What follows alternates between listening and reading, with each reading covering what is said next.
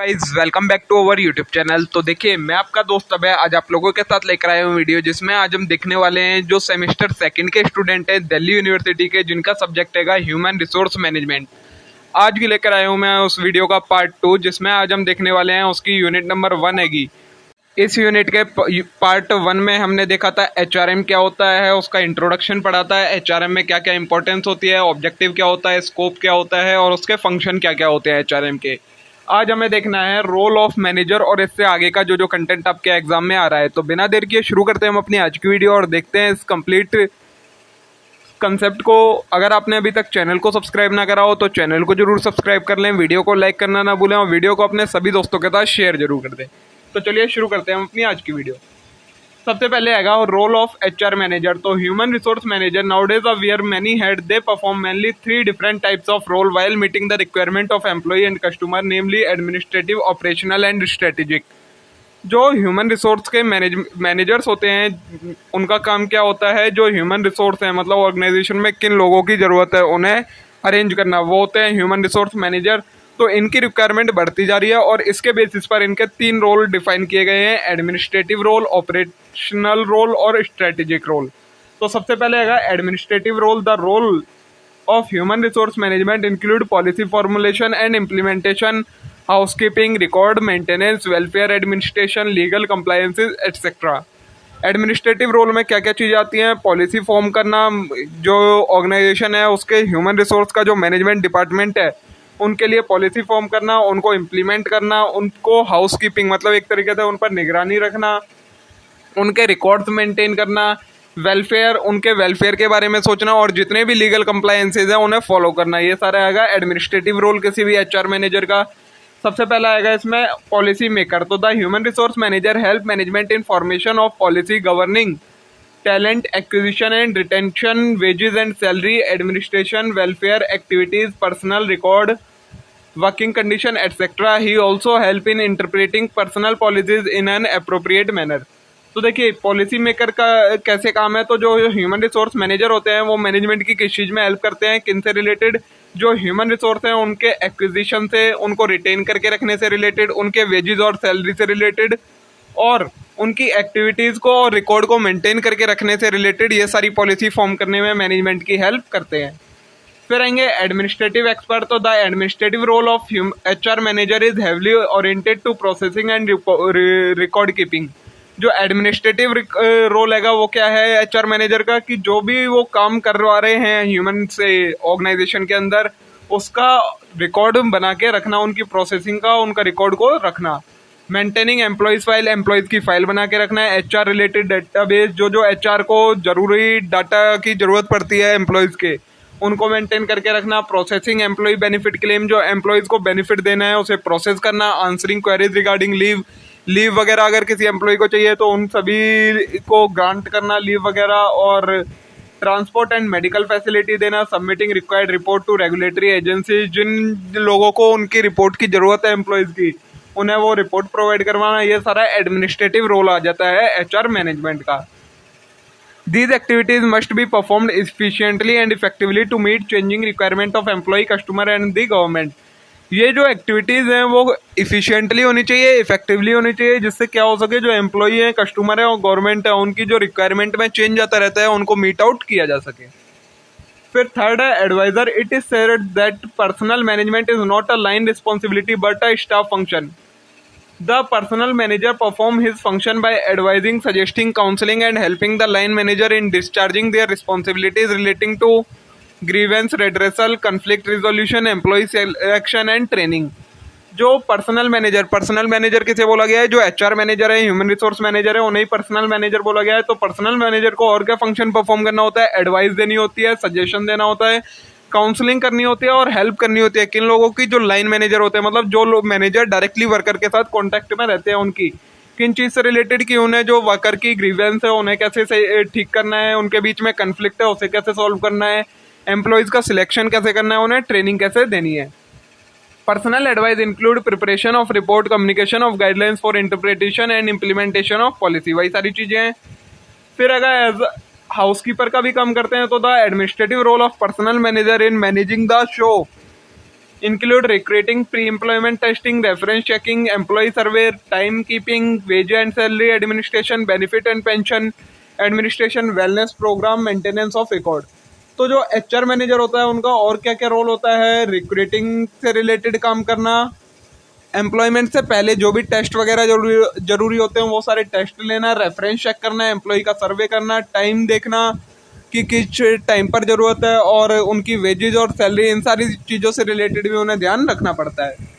फिर है काउंसलर। तो the personal manager discuss various problem of employ relating to work, career, their supervisor, colleague, health, family, financial, social and advises them on minimising and overcoming problem if any.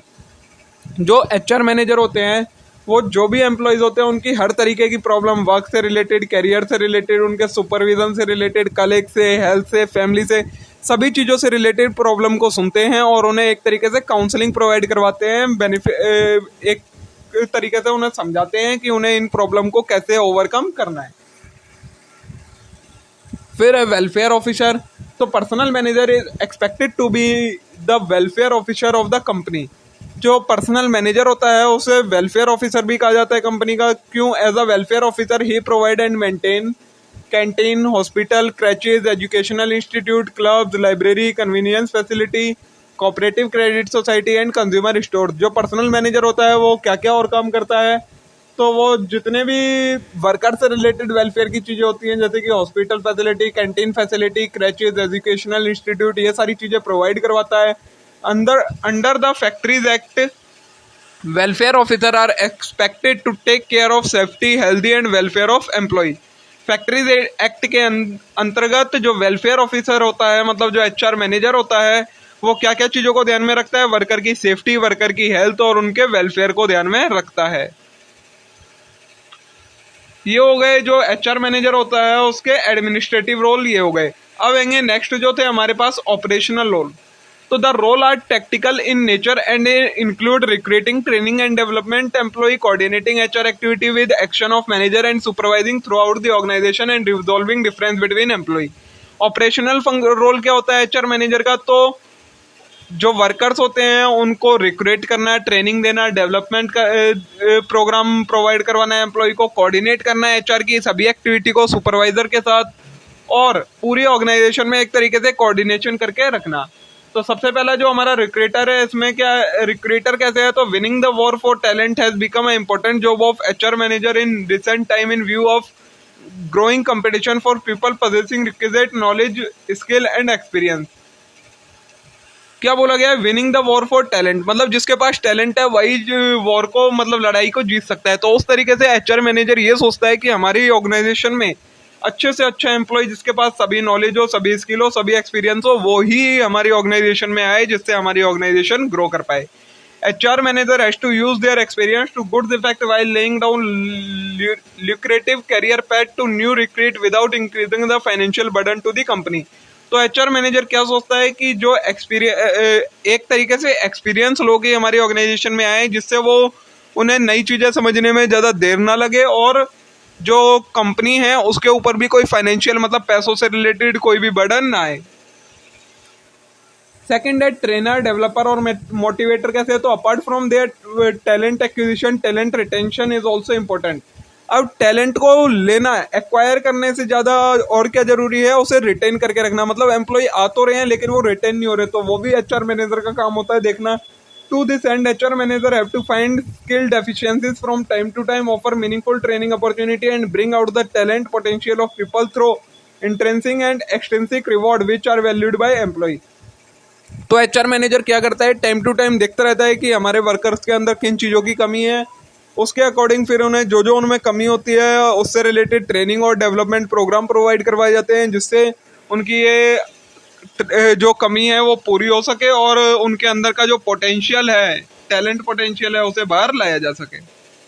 Next है coordinator और linking pin. The HR manager is often disputed to act as a linking pin in between various division department of an organisation. HR manager और किस चीज का काम करता है? जो वेरियस डिपार्टमेंट होते हैं किसी ऑर्गेनाइजेशन के अंदर, उनको एक तरीके से इंटरलिंक करके रखना, वो किसका काम होता है? HR मैनेजर का ही काम होता है। The whole exercise is mean to develop report and divisional head using PR and communication skill of HR executive to maximum possible extent. Next है मेडिएटर। तो the personal manager act as a mediator in case of friction between two employ, group of employ, superior and subordinate and employ and management with the sole objective of maintaining industrial harmony. और क्या काम होता है HR manager का कि वो एक तरीके से मेडिएटर का काम करे। अगर वर्कर्स के बीच में ही कुछ लड़ाई वगैरह हो जाती है, या सुपीरियर या सबऑर्डिनेट किसी के बीच में लड़ाई वगैरह हो जाए, एम्प्लॉयज के और मैनेजमेंट के बीच में कोई प्रॉब्लम आए, तो उन्हें कोऑर्डिनेट करके रखना जिससे इंडस्ट्री ऑर्गेनाइजेशन के अंदर हार्मोनी बनी रहे। ये हो गए आपके role of HR manager. HR manager के क्या क्या रोल होते हैं। अब नेक्स्ट टॉपिक है हमारे पास human resource management practice in India. जो ह्यूमन रिसोर्स मैनेजमेंट है उसकी इंडिया में कैसे प्रैक्टिस की जाती है। तो the development of HRM over the period of time is important for understanding the philosophy, function and practice of HRM that are followed in different situations so that relevant HRM practice are evolved in present situation. जैसे जैसे HRM बढ़ता जा रहा है time to time, उसके लिए ये जरूरी हो गया है कि हमें ये ध्यान देना चाहिए कि क्या फंक्शन, क्या फिलोसॉफी और क्या प्रैक्टिस हमें एचआरएम की फॉलो करनी चाहिए, जो कि हमारे ऑर्गेनाइजेशन की ग्रोथ के लिए, हमारे कंट्री की ग्रोथ के लिए हेल्पफुल होगी। हमें सभी कई सारी प्रोसेस देंगे, अल्टरनेटिव देंगे एचआरएम के फॉलो करने के, लेकिन हम सभी को नहीं अपना सकते। इसलिए हमें सबसे बेस्ट चूज करना होता है जो कि हमारे लिए ग्रोथ का काम करे। HRM being a part of management discipline has followed the pattern of management development because of the interrelationship of the problem of both the fields। तो HRM क्या करता है, एक तरीके से मैनेजमेंट का पार्ट है जो कि डेवलपमेंट से रिलेटेड जो भी प्रॉब्लम होती है उन्हें सॉल्व करता है ऑर्गेनाइजेशन के अंदर। Though HRM as a field of study has relatively recent origin, history of management of people in organisation particularly in state administration is quite. क्या बोला गया है, एचआरएम एक ऐसी फील्ड है जिसके बारे में हमें स्टडी करनी पड़ती है, जिससे हमें पता लगता है कि कोई भी मैनेजमेंट में जो लोग काम कर रहे हैं वो किस ओरिजिन से हैं, क्या हिस्ट्री है उन लोगों की।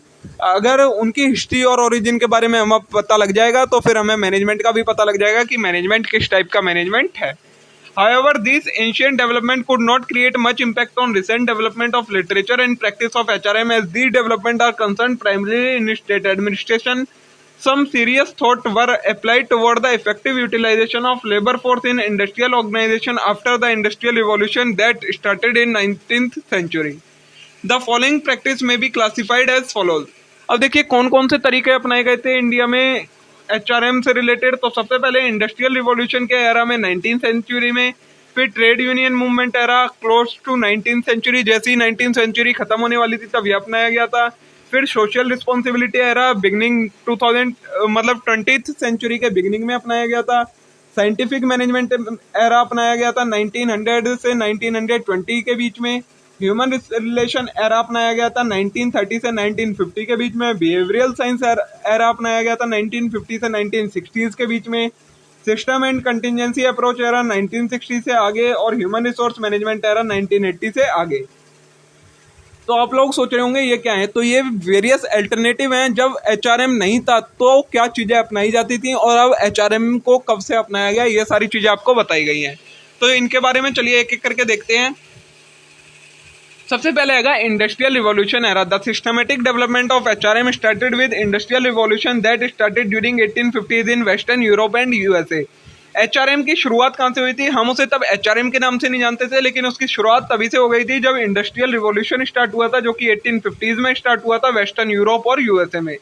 The industrial revolution consisted essentially the development of machinery, the use of mechanical energy in production process, and the consequently the emergence of the concept of factory with large number of workforce working together। Industrial revolution क्या था, जिसमें हमने develop मशीनों का use किया था, mechanical process का use किया था प्रोडक्शन करने के लिए एक ऐसी जगह पे जहां पर बहुत सारा वर्कफोर्स एक साथ वर्क करता था। The factory system replaced the old cottage system. जो ये नया इंडस्ट्रियल रिवॉल्यूशन में फैक्ट्री सिस्टम आया था उसने ओल्ड कोटेज सिस्टम को रिप्लेस कर दिया था। Industrial revolution brought out a number of changes like centralised work location with large number of worker working together. Industrial revolution ने क्या क्या चीजें लाया था, तो उसने चेंज कर दिया था कि अब एक सेंट्रलाइज्ड वर्क पोजीशन होती थी, मतलब हर कोई कहीं से भी काम नहीं कर सकता था। अगर किसी को काम करना है तो एक ऐसी जगह पर आना पड़ता था जहां पर सभी वर्कर इकट्ठे होकर काम करते थे। मैकेनिकल प्रोडक्शन प्रोसेस हो गया था, migration of worker from their place of origin. अब वर्कर को अगर एक जगह पे काम करने जाना पड़ता था तो उन्हें फिर माइग्रेट करना पड़ता था अपने ओरिजिन से। and indirect contact between factory owner and worker. In order to manage people in factory system of industrial revolution, three system of HRM were developed: recruitment of worker, training for worker and control of worker. अब जब industrial revolution में factory system stabilise कर दिया गया तो worker को manage करने के लिए तीन पॉलिसीज अपनाई गई थी एचआरएम की। क्या चीज? रिक्रूटमेंट ऑफ वर्कर, मतलब वर्कर को रिक्रूट करना था, ट्रेनिंग प्रोवाइड करवानी थी और वर्कर के ऊपर कंट्रोल रखना था। ठीक है। फिर अगर था हमारा second trade union movement era. Shortly after the emergence of factory system, worker started to organise themself based on their common interest to form workers association which are subsequently known as trade union. अब जब worker एक जगह पर इकट्ठे होकर काम करने लगे तो फिर उनके मन में क्या आया कि अब हम सबको ना एक एक यूनियन एसोसिएशन बनानी चाहिए अपने अपने ओपिनियन के बेसिस पर। मतलब क्योंकि सभी वर्करों का इंटरेस्ट अलग अलग था, लेकिन कुछ इंटरेस्ट थे जो कि कॉमन थे, तो उनके बेसिस पर उन्होंने एसोसिएशंस बनानी शुरू करी, अपने ग्रुप्स बनाने शुरू किए और वही आगे चलकर क्या कहलाई? ट्रेड यूनियंस कहलाई। The basic objective of these associations were to safeguard their interest and to sort out their problem, which arose primarily because of employment of child labor, long hours of work and poor working condition. इनका basic objective क्या का था? जो इनका interest है उसे बचा के रखना। मतलब इंटरेस्ट को कैसे बचा के रखना? लड़ाई करना किसके विरुद्ध? अगर कोई चाइल्ड लेबर को वर्क करवा रहा है उससे रिलेटेड, ज्यादा घंटे काम करवा रहा है, लॉन्ग आवर्स ऑफ वर्क करवा रहा है उससे रिलेटेड, और अगर पुअर वर्किंग कंडीशन में काम करवा रहा है तो उससे रिलेटेड अपना को सेफगार्ड करना, ये काम था ट्रेड यूनियन का, और इसीलिए ये ट्रेड यूनियन मूवमेंट एरा कहलाया।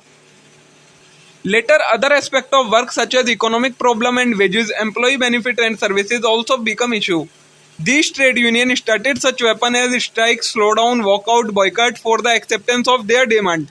अब आगे चलकर इन्हीं ट्रेड यूनियन ने अपनी डिमांड को पूरा करवाने के लिए किन किन चीजों का सहारा लेना शुरू किया, क्या क्या वेपन यूज किया? स्ट्राइक करनी शुरू कर दी, स्लो डाउन कर दिया, वॉकआउट करना शुरू कर दिया, बॉयकट करना शुरू कर दिया, ये सारे इन्होंने वेपन्स का यूज करा। These activity on part of worker forced owner and manager to adaptation of employ grievance handling system. और वर्कर्स के इन्हीं सब चीजों के चलते हुए अब मैनेजमेंट को क्या फील होने लगा कि हमें वर्कर्स को की जो ग्रीवेंस है उन्हें एड्रेस करने के लिए एक सिस्टम बनाना पड़ेगा। The acceptance of arbitration as a means of resolving conflict of right, disciplinary practices, the expansion of employ benefit program, the liberalisation of holiday and vacation time, clear definition of job duties, job right, तो seniority and installation of national and defensible based structure. तो फिर क्या किया गया? एक arbitration stabilise की गई, हम एक तरीके से कह सकते हैं, एक तरीके से कोर्ट स्टेबलाइज किए गए जो कि अब वर्कर से रिलेटेड कोई भी अगर प्रॉब्लम होती है तो उन्हें एड्रेस करते थे। फिर आता है हमारा सोशल रिस्पॉन्सिबिलिटी एरा। तो in the first decade of 20th century, some factory owners started adopting a more humanistic and paternalistic approach toward worker. Paternalistic approach to labor management is based on philosophy that labor is just like a child and owner is just like a father, and the owner should take care of his labor like a father take care of his children. अब जैसे जैसे 20th century start हुई तो factory workers के अंदर एक तरीके से ह्यूमनिस्टिक कुछ दया की भावना आने लगी और उन्होंने पैटर्नलिस्टिक अप्रोच को फॉलो करना शुरू किया वर्कर के टुवर्ड्स। अब पैटर्नलिस्टिक अप्रोच क्या थी? तो उसमें क्या समझा जाता था? ओनर्स ये सोचते थे कि जो वर्कर्स हैं वो हमारे एक तरीके से चाइल्ड हैं और जो ओनर रहेंगे वो उनके फादर हैं, तो उन्हें उसी तरीके से उनकी एक तरीके से हेल्प करनी चाहिए, उनको सारा सपोर्ट करना चाहिए जिस तरीके से एक फादर अपने चाइल्ड को करता है। Those industries who adopt a paternalistic approach offered a number of concessions and facility to labor forces, workers, improve facility as workplace model village to worker। अब जिन इंडस्ट्रियलिस्ट ने ये वाली अप्रोच को फॉलो किया उन्होंने क्या क्या चेंजेस किए? जो वर्कर है उनके वर्कर्स को रिड्यूस कर दिया, उन्हें अच्छी फैसिलिटी प्रोवाइड करवाई, मॉडल विलेज को वर्कर्स को फैसिलिटीज प्रोवाइड करवाई, ये सारी चीजें उन्होंने फॉलो करी थी। यह था हमारा सोशल रिस्पॉन्सिबिलिटी एरा, इसीलिए इसे सोशल रिस्पॉन्सिबिलिटी एरा कहा गया था। फिर था हमारा साइंटिफिक मैनेजमेंट एरा। तो around the beginning of 20th century, Taylor's started to find out one best way of doing thing based on time and motion study. अब जैसे जैसे 20th century और आगे बढ़ती गई तो एक फिलोसोफर हुए थे, साइंटिस्ट भी, मैनेजमेंट के साइंटिफिक फादर एक तरीके से हम कह सकते हैं उन्हें, टेलर, जिन्होंने क्या कहा था कि एक ऐसी अप्रोच होनी चाहिए किसी भी काम को करने की जो कि सबसे बेस्ट हो। और ये किसके बेसिस पर उन्होंने देखा था कि कितना टाइम लगना चाहिए, क्या मोशन होनी चाहिए, इन सब की स्टडी करने के बाद उन्होंने ये स्टेबलाइज करी थी। On the basis of his experiment he was able to increase worker productivity considerably and wrote many paper based on these experiment and a book on scientific management। तो उन्होंने इस एक्सपेरिमेंट को करने के बाद क्या हुआ, जो इसकी मदद से उन्होंने वर्कर्स की प्रोडक्टिविटी को इंक्रीज कर दिया और इस एक्सपेरिमेंट को लेकर फिर उन्होंने बाद में एक साइंटिफिक मैनेजमेंट से रिलेटेड बुक भी लिखी थी। The main principle of scientific management are replacing rule of thumb with science, harmony in group action, cooperation management between management and worker, maximum output in place of restricted output and development of worker. अब उनके क्या क्या 5 principal थे, तो ये 5 principal थे उनके जो कि साइंटिफिक मैनेजमेंट पर बेस्ड थे। नेक्स्ट है ह्यूमन रिलेशन एरा। तो around 1920s management research gave a close look at human factor at work and the variable that affected peoples behaviour. अब जैसे ही 1920s स्टार्ट हुआ तो मैनेजमेंट में क्या आया कि मैनेजमेंट ने सोचा कि हमें वर्कर्स को देखना चाहिए, जो वर्कर काम कर रहे हैं उनको क्या वेरिएबल्स हैं और उनका बिहेवियर क्या क्या चीजें अफेक्ट करती हैं। Before that Hugo Munsterberg wrote a book on philosophy and industrial efficiency which suggest the use of philosophy in the field of personal testing, interview, attitude measurement, learning etcetera. तो ये सारी चीजें किसकी मदद से की गई, personal testing, interviewing, attitude measurement और इन सारी चीजों की हेल्प से ये देखा गया कि वर्कर्स का बिहेवियर कैसा है और उन्हें उनका बिहेवियर को क्या क्या चीजें अफेक्ट करती हैं। फिर था हमारा बिहेवियरल साइंस एरा। तो in contrast to human relation which assume that happy worker are productive worker, the behavioural scientist have been goal and efficiency oriented and consider understanding the human behaviour to be the major mean of that end. तो behavioural science era क्या था, तो जैसे कि human relation era में ये देखा गया था कि अगर वर्कर अच्छे हों तो वो प्रोडक्टिव वर्कर होते हैं, अगर वर्कर्स खुश हों। वहीं बिहेवियरल साइंस में क्या था, वो गोल एंड एफिशिएंसी ओरिएंटेड था। They have tried several sophisticated research method to understand the nature of work and the people in work environment. तो इस बिहेवियरल साइंस एरा में कई सारे मेथड फॉलो किए गए जिससे क्या समझा गया कि वर्क का नेचर क्या है और जो लोग हैंगे वो किस एनवायरनमेंट में वर्क करना पसंद करते हैं या किस एनवायरनमेंट में वर्क कर रहे हैं। The contribution of behavioural scientist to management practice consist primarily of producing new insight rather than new technique. जो बिहेवियरल साइंस मैनेजमेंट टेक्निक थी उन्होंने क्या देखा कि हमें किसी नई एक तरीके से नए किसी इंसाइट को देना चाहिए, ना कि कोई नई टेक्नोलॉजी, मतलब नई टेक्निक यूज ना करके नई तरीके यूज करनी चाहिए उसी पुरानी टेक्निक को फॉलो करवाने के। तो वो कहलाता है आपका बिहेवियरल साइंस एरा की technique. It has developed and expanded a useful way of thinking about the role of manager, the nature of organisation and the behaviour of individual within the organisation. ठीक है। Major conclusion of contribution made by behaviouralistic. अब जो इसमें scientist एक तरीके से philosopher जो work कर रहे थे उन्हें हम कहते थे बिहेवियरलिस्ट। तो इनका कंक्लूजन क्या निकला, तो people do not dislike work. उन्होंने कहा कि जो लोग हैं वो वर्क को नापसंद नहीं करते, मतलब डिसलाइक नहीं करते। Most people can exercise a great deal of self direction, self control and creative than are required in their current job. कई लोग ऐसे हैं जो कि और ज्यादा क्रिएटिव हो सकते हैं, सेल्फ डायरेक्टेड हैं, सेल्फ कंट्रोल्ड हैं और भी ज्यादा क्रिएटिविटी से वर्क कर सकते हैं, जिस जगह पर वो आज काम कर रहे हैं उससे ज्यादा कर सकते हैं, ये बताया गया। और क्या बताएगा, the manager's basic job is to use untapped human potential in the service of organisation. Manager की बेसिक जॉब क्या होनी चाहिए, ये होनी चाहिए कि जो ऑर्गेनाइजेशन है उसके जो भी गोल है उसमें जो भी ह्यूमन वर्क कर रहे हैं उनकी पोटेंशियल को यूज करना ऑर्गेनाइजेशन के गोल को अचीव करवाने में, ये मैनेजर का जॉब होनी चाहिए। नेक्स्ट है the manager should create a healthy environment wherein all subordinate can contribute to best of their capacity. Manager को एक हेल्दी एनवायरनमेंट प्रोवाइड करवाना चाहिए वर्कर को। The manager should provide for self direction by subordinate and they must be encourage to participate fully in important matter. Manager को सभी workers को encourage करना चाहिए कि वो हर टाइप के मैटर में पार्टिसिपेट करें पूरी ऑर्गेनाइजेशन के मैनेजमेंट के साथ। नेक्स्ट है operating efficiency can be improved by expending subordinate influence, self direction and self control. Operating efficiency बढ़ाई जानी चाहिए। वर्क सेटिस्फैक्शन में improve by product of subordinate making full use of their potential. Work का satisfaction में improvement की जानी चाहिए, जो कि कैसे की जा सकती है, जो सबऑर्डिनेट है उनके पोटेंशियल का अच्छे से यूज करके। फिर था system and contingency approach era. तो system and contingency approach era has attracted maximum attention of thinkers in management in present era. It is an integrated approach which consider management in it totality based on empirical data. The basic idea of this approach is that analysis of any object must rely on a method of analyzing involving simultaneous variation of mutually independent variable। ये क्या था? Scientific and system and contingency approach era. तो इसमें क्या बोला गया, जो management है वो किस पर बेस होना चाहिए? एम्पेरिकल डाटा पर बेस होना चाहिए। जो अप्रोच फॉलो की गई वो क्या थी कि analyse of an object must rely on method of analysing involving, मतलब जो भी वेरिएबल्स हैं अगर उनमें चेंज होगा तो हमारे बिजनेस पर क्या इफेक्ट पड़ेगा उसका एनालाइज करके जो अप्रोच फॉलो की गई वो कहलाई गई system and contingency approach. This happen when system approach is applied in managing. अब अगर जब सिस्टम अप्रोच को मैनेजमेंट में अप्लाई किया गया तो क्या हुआ? तो management action is contingent and on action outside the system और सब सिस्टम एज द केस में भी। तो मैनेजमेंट का एक्शन था वो कंटिजेंट हो गया, मतलब डिपेंड हो गया किसी चीज पर। Organisational action should be based on behaviour of action. जो ऑर्गेनाइजेशन का एक्शन था वो ह्यूमंस के बिहेवियर पर बेस्ड हो गया। Because of specific organisation environment relationship no action can be universal. और अब कोई भी ऐसा एक्शन यूनिवर्सल नहीं रह गया कि मतलब जो हर जगह फॉलो होना जरूरी है। जो भी ऑर्गेनाइजेशन है वो अपने अकॉर्डिंग अपने एक्शंस को चेंज कर सकती थी। अब लास्ट है आपका जो ह्यूमन रिसोर्स मैनेजमेंट आ रहा था वो क्या था? तो when the factory system was applied in production large number of worker start working together. A need was felt that there should be someone who should take care of recruiting, developing and looking after the welfare of these worker. अब जब क्या हुआ, factory system stabilise हुआ तो उसमें कई सारे worker एक जगह पर आकर वर्क करने लगे।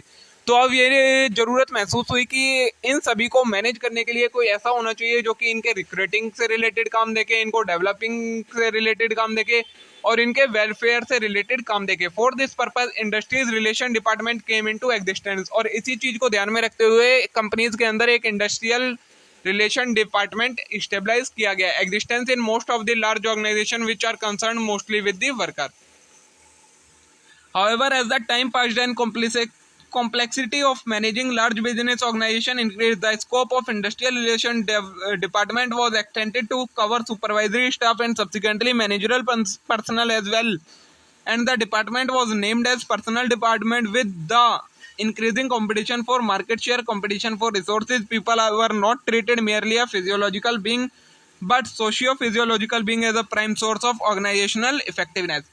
अब जैसे जैसे पहले तो ये इंडस्ट्रियल रिलेशन डिपार्टमेंट स्टेबलाइज किया गया, लेकिन जैसे जैसे कंपटीशन बढ़ने लगा, ऑर्गेनाइजेशंस की ग्रोथ होने लगी, एक्सपेंड होने लगी, वो एक्सपेंशन होने लगा उनका, तो फिर क्या किया गया, अब वो सभी चीज़ें इंडस्ट्रियल रिलेशन डिपार्टमेंट के को एक्सटेंड कर दिया गया और उसे चेंज कर कर क्या बना दिया गया? पर्सनल डिपार्टमेंट, जिसे हम कहते हैं ह्यूमन रिसोर्स मैनेजमेंट, वो बना दिया गया। तो बस यही बोला गया है इसमें। बाकी सर आपका ये एक्स्ट्रा है, आप इसे पढ़ लीजिएगा, बाकी और इसमें कुछ भी नहीं है। तो देखिए दोस्तों, इसी के साथ हमारा ये यूनिट नंबर 1 जो ह्यूमन रिसोर्स मैनेजमेंट सब्जेक्ट है उसकी यूनिट नंबर 1 कंप्लीट होती है, जिसमें हमने इस कंप्लीट यूनिट को बहुत ही डिटेल में डिस्कस कर लिया है। सभी टॉपिक मैंने आपको एक्सप्लेन कर दिए जो जो आपके सिलेबस में है और जो जो मटेरियल में आपके प्रोवाइड करवाए गए हैं। इससे ज़्यादा टॉपिक आपके मटेरियल में ही नहीं है तो सिलेबस में फिर वो उनके होने से कोई फ़ायदा नहीं है, क्योंकि अगर मटेरियल में ही वही कंटेंट नहीं है तो फिर आप लोग कहाँ से पढ़ेंगे। इसलिए आपके लिए इतना काफ़ी है। मे बी आज की वीडियो आप लोगों को यूजफुल रही होगी, आप लोगों को पसंद आई होगी। अगर वीडियो अच्छी लगी हो तो वीडियो को लाइक जरूर कर देना, चैनल को सब्सक्राइब कर लेना और वीडियो को अपने सभी दोस्तों के साथ शेयर जरूर कर देना। Thank you.